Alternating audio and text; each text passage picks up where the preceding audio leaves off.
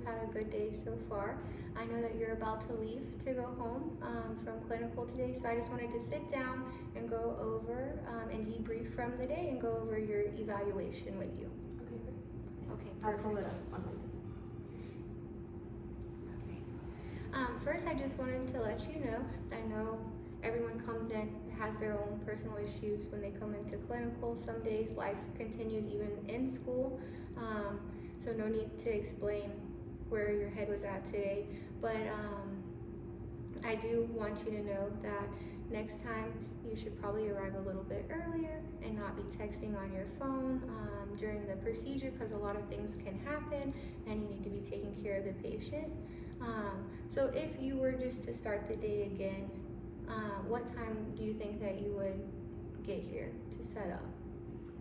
So first, I just want to say thank you. I am going through some things personally. I know I'm not supposed to be on my phone in the OR, and I know I should have gotten here way earlier for this type of big case.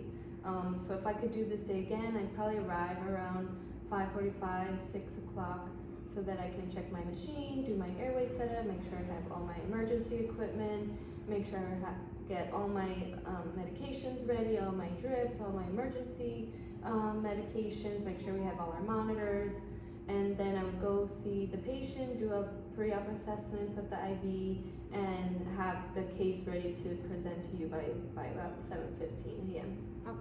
Okay, that sounds like a good plan. I know you probably had stuff going on this morning, so I understand that. So remind me, what have you learned so far about the cross-sensitivity between penicillin and cephalosporins? So I will admit, earlier when I pulled up the ANSEF, I had totally forgotten that the patient had a penicillin allergy. I know when we give any medication, we should always be, verify what their allergies are, especially with antibiotics, so I will admit I did make that mistake. So I know that we did learn there is cross-sensitivity between them,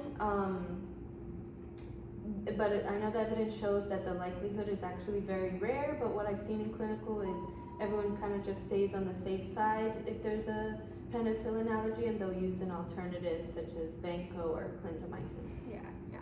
Okay, perfect.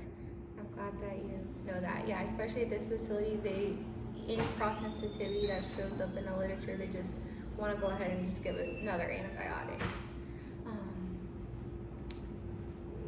So if you were to be in this situation next time, you said that you would just give another dose, so that's correct. Have you ever had to mix your own ephedrine at other facilities? I haven't actually. At my other facilities, they've been pre-made. I know a long time ago we did learn how to dilute the ephedrine, but my past clinical site, it was pre-made. So maybe we can go over that together. Okay, perfect. Do you know the concentration that usually comes in that ephedrine vial? So I think it's 50 milligrams in 1 ml, and I did a little research over lunch, so I think we get 9 mLs of normal saline, and then we'll mix it with the 1 ml of ephedrine, and then that'll give us 5 milligrams per ml. Yes, that's correct. So exactly what you said, that's how you dilute it to make it the 5 milligrams per ml that we usually push. Luckily, when you push the whole 5 ml syringe, or 5 mLs out of the tin, they didn't have a hypertensive response, and you did do a good job at realizing that you had pushed too much of the ephedrine instead of just giving the 5 milligrams as I had stated. But it was good that you said maybe we should give some propofol or deepen the gas. You gave some options to try to counteract the mistake that you made, and then you were honest with me that you gave 5 cc's instead of 5 milligrams. Yeah, I think I just heard you wrong, and I admit I should have reiterated what you had ordered to me. I should have repeated it back to you for clarification. Yes, and I should have been better, and I don't know if I said 5 milligrams or just said 5. Give 5 of ephedrine. I should have made sure to add what milligrams or milliliters, so that you new. Okay, so next time, we'll try to use that closed loop communication between us. Can you tell me what you've learned about ventilator settings in your classes? So we haven't learned the vent modes yet. Okay. I think we're gonna be learning them this semester, but I have kind of discussed them here and there with some students. Okay, so ventilators can be overwhelming, especially you're getting all this information thrown at you. There's a lot on the screen for you to look at and buttons to push and to figure out. So next time that I'm with you, how about let's plan on just going over the ventilator settings. That way we can go over it and you can know which ventilator setting is best for which type of procedure and how to combat things like our high peak pressure that we had today. That's a good plan. I like that idea. Okay, perfect. So I know emergence is one of the hardest things to master. I know when I was back in school, it took me a while to understand emergence, and everyone has their own way of doing emergence.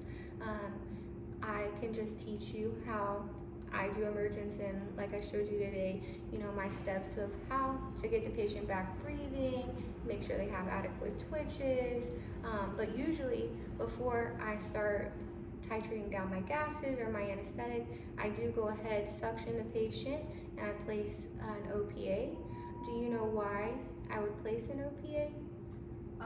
So I think we want to put an OPA so that the patient doesn't bite down on the tube. Because if they did bite down and then try to take a breath, they could have negative pressure pulmonary edema, which wouldn't be good. That's correct. I know our patient today was older, and was dentureless, so they didn't have their dentures in, so it wouldn't have been as bad. But if you get a strong, healthy young patient that comes in, they'll bite down and they could really have those negative effects from biting down on the tube. So that's just something to remember. I know there's a lot to remember during emergence, but making sure that you place that OPA is a big thing. But going off of the twitches, when I checked the twitches, I saw 0 out of 4 twitches. And then I noticed that you had went ahead and given our reversal. Can you tell me what you know about reversing with glyco and neo? So at my last clinical site, we used sugammadex, so I will admit I'm not familiar with using neostigmine and glyco. But I did review the dosing after that happened, and I saw that was the wrong decision. I did review. So if the patient does need to have twitches to use neostigmine. If they have only 2 twitches, the dose is 0.07 milligrams per kilogram.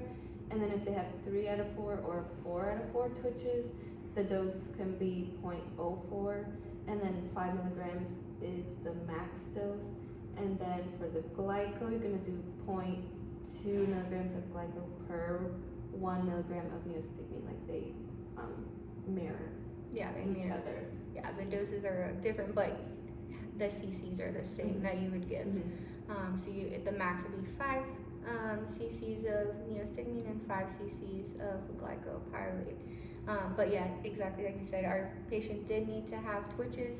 In that instance, they didn't have any, so we just sort of had to wait it out. And then we had already pushed the dose, but luckily we didn't have to use sugammadex. But if the patient were not to get twitches, then you just wait it out, or you would have to give the sugammadex. So good job. So good job knowing that. Thank you. I appreciate you going back and researching on your own the things that you made mistakes on. But I want to end on a good note. I want to give you some positives that I saw from the day. I think that you did really well getting your IV in the pre-op area. Some SRNA struggle with that because in ICU we don't really do that a lot. But good job on that. And then you did really well with your intubation. You positioned the patient appropriately, aligning the patient in sniffing position, and it gave you the best opportunity to get that intubation. And it was good. You didn't rock back or anything like that. You also did good at giving the patient enough pre-oxygenation time. You masked the patient really well before we gave our paralytic, and then you calculated your 4-to-1 rule adequately and followed that throughout the procedure. So just to end, what is one thing that you thought you did good and one thing that you think you can improve on next time? So one thing I think I did good. I've been trying to focus a lot on the induction process and really setting myself up for success. So I think I did a good job ramping up the patient, making sure my accesses were aligned so I can increase my chances of success on the intubation, which worked out today, luckily. One thing I think I can do better is obviously I should have showed up on time so that I can be prepared for the case.